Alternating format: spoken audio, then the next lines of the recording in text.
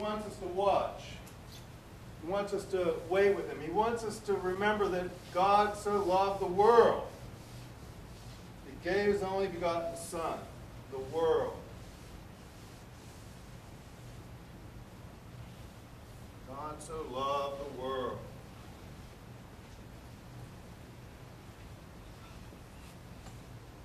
This beautiful, beautiful planet that we live on, this gorgeous jewel in space.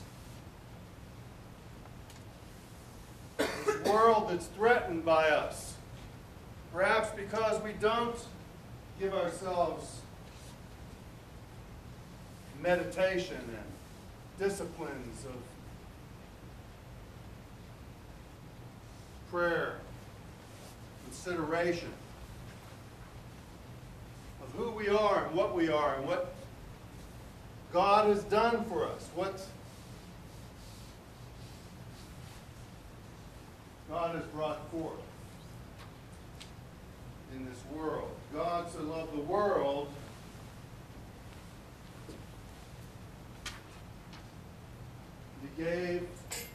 God gave the only begotten Son. And so into the world came the Christ. Where did he come? To our neck of the woods? Was it North Carolina or North America? Not even on this side of the earth. The world that Jesus came to was very different. And yet it's the same. Some things change and some things do not. Jesus came into a place not here, on the other side. In a distant place, in time and in space from us. It might as well have been the moon. It might as well have been another place for us to get back there to think about life in that place where he grew up. Very hard for us. We're glib about it. We think we can do it. We think we know everything about it. Jesus came into a very different place. In 21st century America.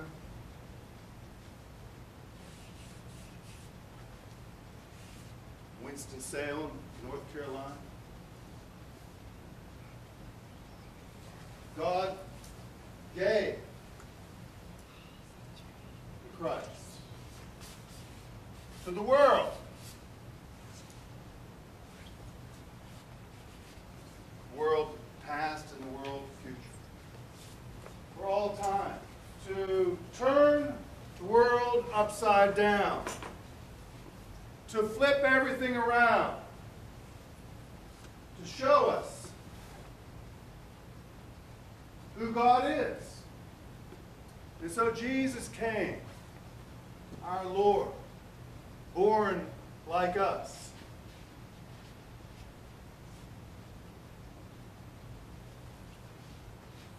Into a family, into a community.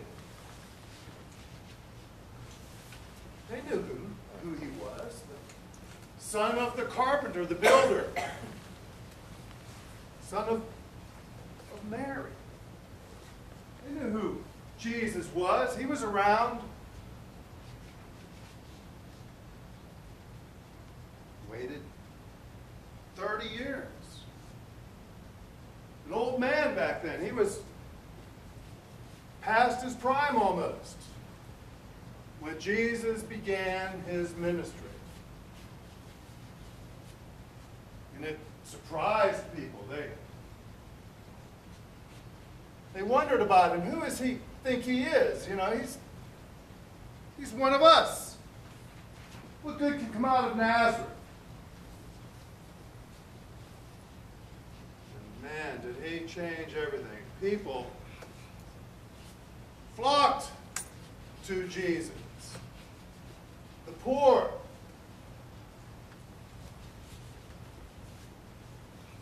They ran to Jesus to hear what he had to say. He preached a word,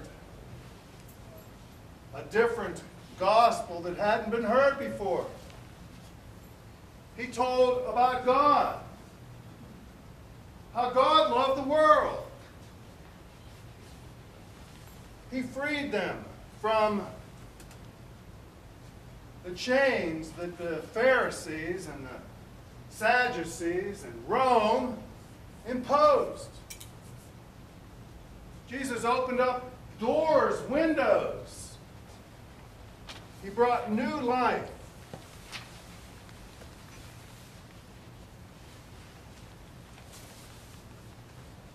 To men and women. Jesus had women followers. Women who loved him. Women who heard what he had to say and knew that it was for them, not just the men, for all people. He liberated the women. He liberated the sick who were oppressed by the idea that they had done something wrong, or their father had, or some sin had trickled down through the generations. Jesus dispelled their silly ideas. He released people from those things that made them feel inferior and less than human. Jesus broke with those traditions, those inhospitable things that surrounded the wonderful good news that was there in the Hebrew Scriptures, the story of God's salvation, God with us.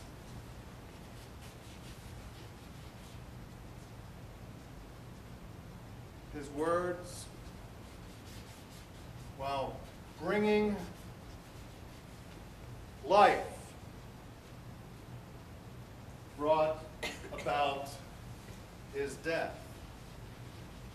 For while he preached and while he spoke and while he told the good news, there were some who plotted against him,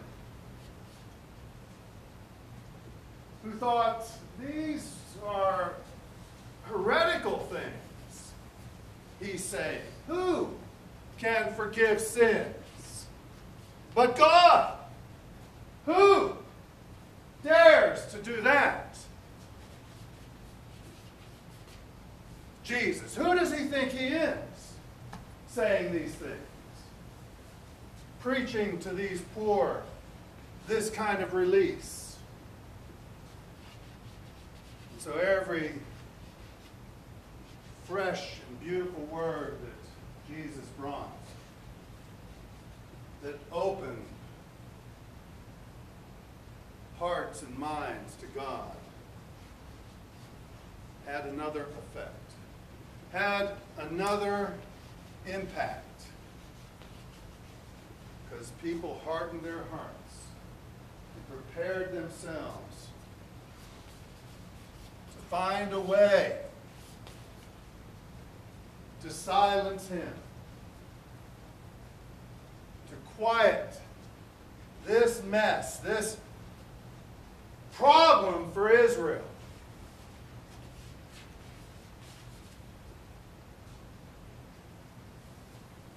We know the end of the story.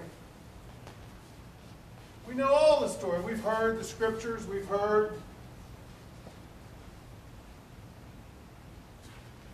it's not news to us. It's not even good news anymore to some of us. We get mired in such detail, we miss the truth, we miss the opportunities for change. We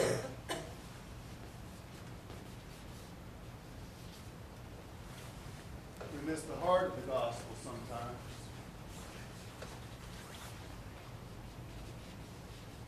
We miss Jesus. But it's possible in a season like Lent for us to reclaim him, to walk with him and understand more and more about him, to struggle with the Christ.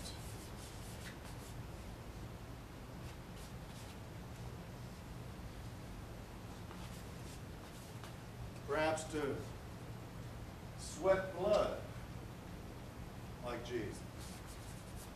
Follow me, he said. Oh, we're often like his disciples. He had followers. Peter, the big mouth Peter. I'll follow you, Jesus. I'll never forsake you, Jesus.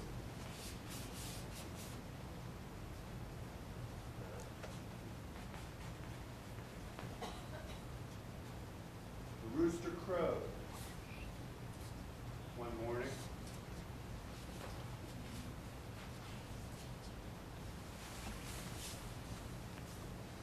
And Peter realized what he had done.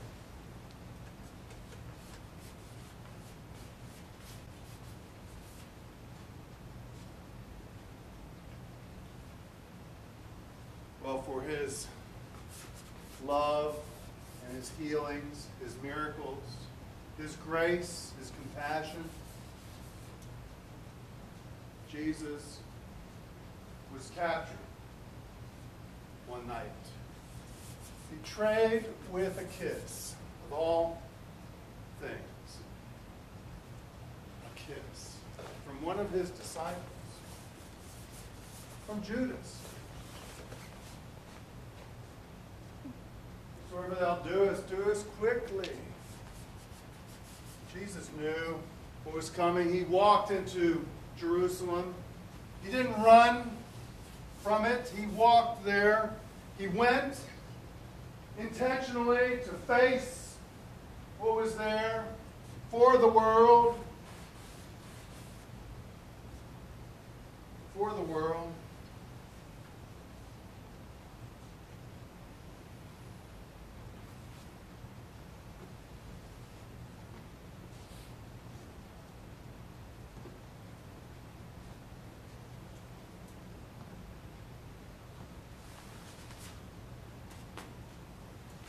So after the kiss, he was taken prisoner. A mob came to him. What? He's in the temple preaching. He's available any time they want. They don't have to come at night with soldiers. That's how they took him.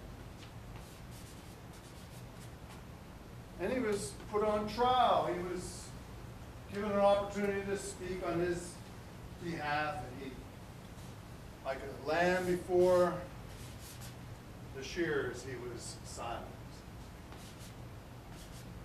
Didn't cry out in his own defense, what have I done? No, just endured it. Endured their humiliations, their lies. They brought people in to testify against him.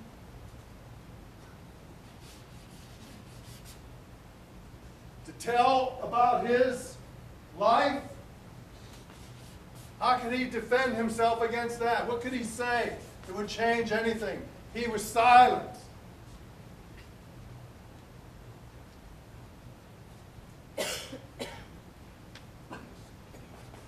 Waited.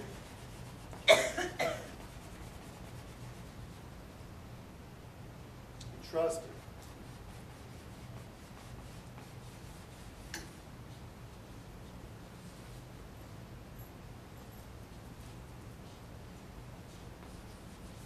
After the Jews had their mock trial, after they had their chance to humiliate him and justify themselves, they turn him over to the authorities, to Herod. To Herod. The traitor Herod, son of the traitor. Herod, who interrogates and turns him over to Pilate, who tries to get rid of him. His wife has had a dream, a vision. She's concerned that something is fishy here, and Herod half-heartedly tries to pass it off. But before we blame it on Jews or Herod or anyone else, let's remember the people who cried out. Not for Jesus, but for Barabbas. Barabbas, a criminal.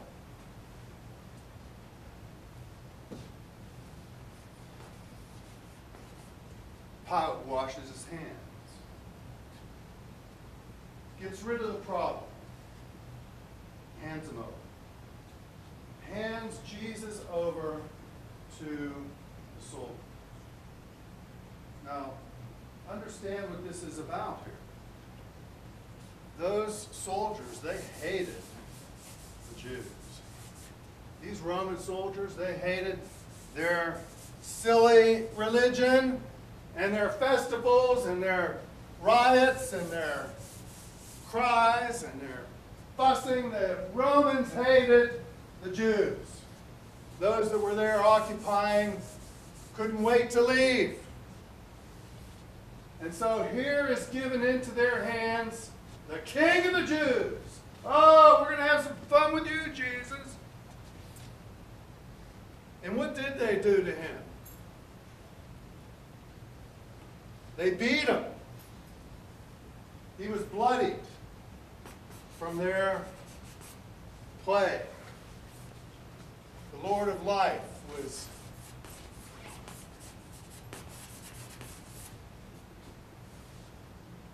beaten by soldiers.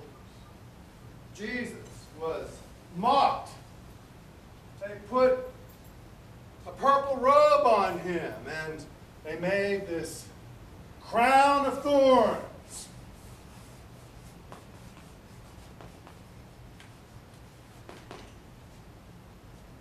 A crown for the King of the Jews. Get it? You get the joke? Hail, King of the Jews. And they bow down and mock humility.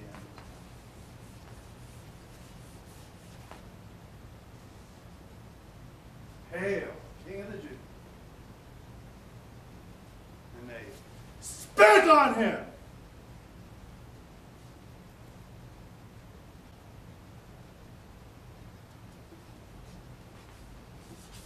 And when they were through with their play, he was led away to the place of the skull, the garbage pit.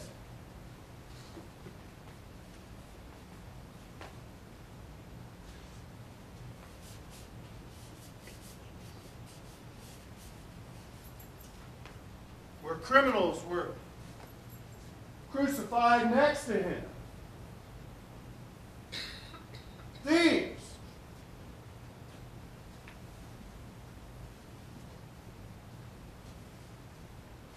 And one says, hey, get us out of here. You can do it. Do the magic thing, Jesus. You know that thing?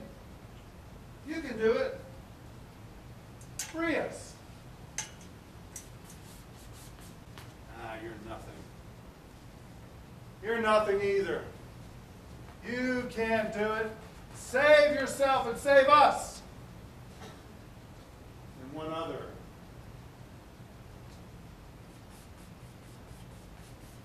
tells him to shut up. He's done nothing wrong. We deserve it. But he doesn't.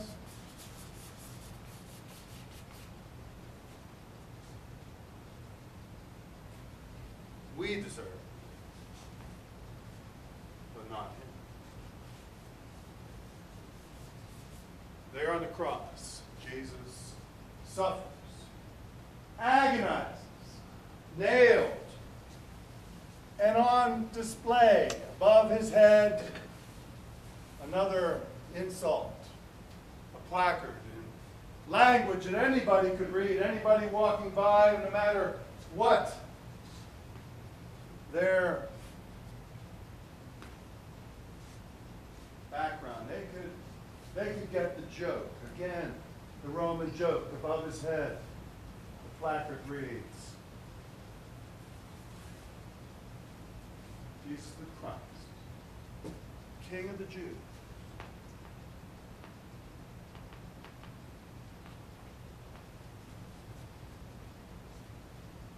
And where's Peter?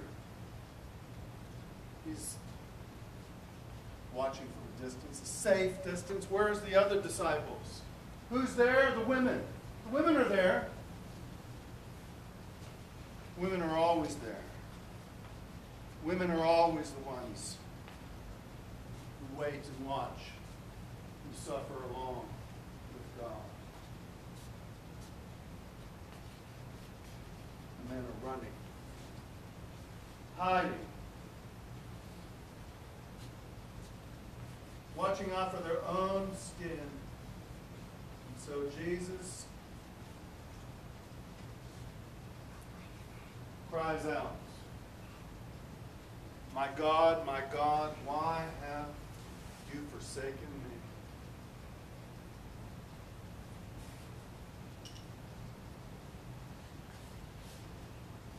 A reasonable thought, don't you think? He certainly seems forsaken to me. He certainly seems forsaken to the world.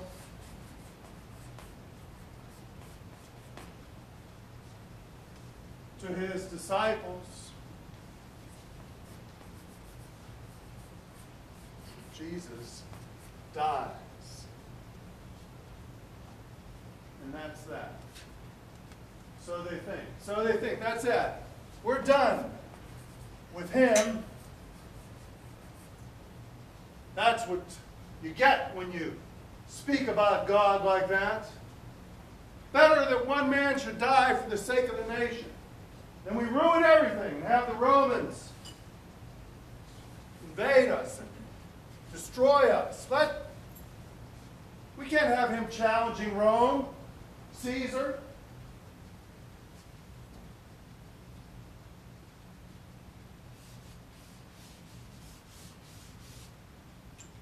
Jesus was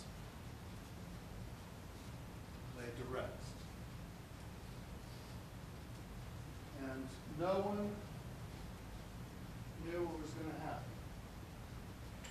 We know the end of the story. We are already there. They didn't know. They didn't know what was coming. They didn't know what had come.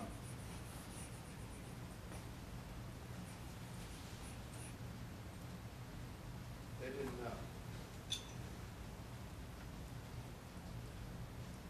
We have a chance. We have an opportunity, once again, by God's grace, to remember this story. And let it change us.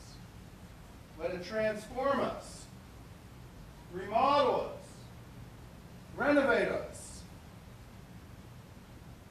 Renew us.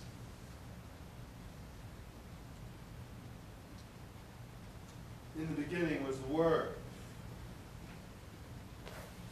And the Word was with God. And the Word was God. He was in the beginning with God. All things were made through him. And without him was not anything made that was made. In him was life, and the life was the light of all people. The light shines in the darkness, and the darkness has not overcome it. There was a man sent from God, whose name was John. He came for testimony, to bear witness to the light, that all might believe through him. He was not the light, but came to bear witness to the light. The true light that enlightens everyone was coming into the world. He was in the world, and the world was made through him, yet the world knew him not. He came to his own home, and his own people received him not. But to all who received him, who believed in his name, he gave power to become children of God, who were born not of blood, nor the will of the flesh, nor the will of human beings, but of God.